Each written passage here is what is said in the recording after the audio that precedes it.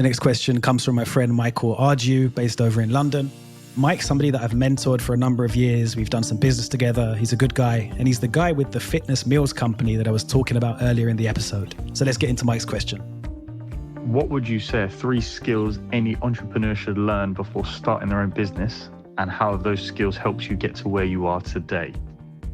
That's a really great question. And I think this actually applies in life generally, not just business. I think business just reflects life, Mike. What I would tell you is empathy is the greatest skill. Understanding what that person is trying to achieve and figuring out how you can help them do it. And in a way where your intention is actually pure, you're not doing it to get something back. It's not about the money. It's not about the deal. It's about that person because you actually want to contribute to their life. That is the biggest difference. Every single piece of business I've ever done has gone beyond that initial deal because of that intention and that seed. For example, when I freelance on Upwork every now and again, I really only do it to get new projects. And what will happen is I know my hourly rate is quite high for, what that market offers.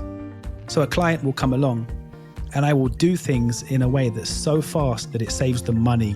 They will tell me, hey, could you do this? And I'll say, look, it's actually better if you get somebody on $15 to do that and you let me do the strategic stuff. That kind of stuff costs me money in the short term, but they're so appreciative that, I did that, and it demonstrates that I do have their best interest at heart. And what that means is they're kind of taken aback and they then want to work with me long term. I get testimonials, I get case studies, I get long-term projects. So everything really just starts to work because where I started from was not using that person, was not looking at that person as a deal or seeing dollar signs, but actually seeing them as a person, taking the time to understand what they need and figuring out how to give it to them. That is really the secret of life, relationships, business. So empathy is absolutely the most important thing. The second thing I would tell you is your ability to listen. And everyone skips over this one and just thinks, well, I'm a good listener. And actually, we're usually not. And, I really, really learned this in my 15 months in Dubai working with Rajesh Nagji at Rajesh Nagji. He really showed me that our listening skills are so bad. There are 7 deadly filters of listening, as he calls them. One of them is I already know, where you think you already know what that person is going to tell you. So your mind is switched off and you're actually thinking about something else. Another one is you're judging. As they're giving you the information, you're putting it into a good and bad bucket. So you're processing in that moment rather than being present and listening to that person. There's the already always. I always and already know what this person is talking about.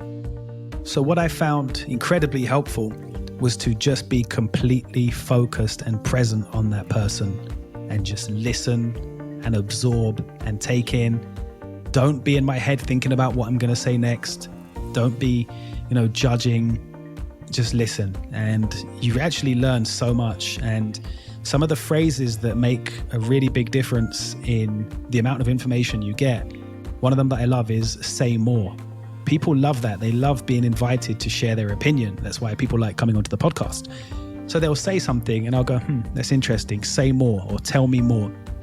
And they will just expand upon that and you get so much more information.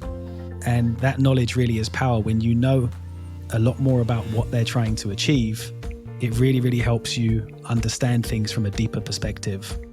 The other things that I do in terms of listening is I operate across 5 areas: what, who, when, why, how. So I'll ask, why are you doing this? And that uncovers the emotional reason, which is a huge driver for everything. They'll then tell you the logical reason anyway, but usually most people do things for emotional reasons and they rationalize them with logic. They rationalize with logic so they can go home and tell their wife or husband, yeah, I bought because it was a really good deal, not, my God, that kitchen is so cute, I want it. So you have to give them the logic to go with the emotional reason. It validates them making that choice to work with you or buy from you, especially when your prices are higher. The what is, what are you trying to do? And what is a case of, where are you trying to get to? That's really all that is. Who do you have on your team? Who needs to work on this? Who needs to sign this off? Who do I need to work with for you? Who pays the bill? Who do I send the invoice to? There's a whole range of questions that come off the who branch. When does it need to happen? When do you need the proposal by? When is the first deadline? When are you going to pay the invoice? And how are we going to do it? And that's really about that gap between where are we now and where are you trying to get to? And that's the how. So just in listening, say more, and who, when, what, why, how, and asking questions on those 5 branches, they just do wonders, because that person is so used to people coming in and trying to pitch them and sell them and talk too much, when actually what we need to do is come in with empathy and listen and ask questions around those 5 things. I swear to you, and you won't believe this maybe, when you go in and you do 10% of the talking and let them do 90%, when you leave, they're going to say, oh, I really like that guy. I feel like he really gets me and he understands. When all of the competition go in there and they do all the talking and they're trying to impress and it's all about them and they're trying to sell, they got no hope. So that's how you differentiate yourself also in a crowded market, is by actually caring the most.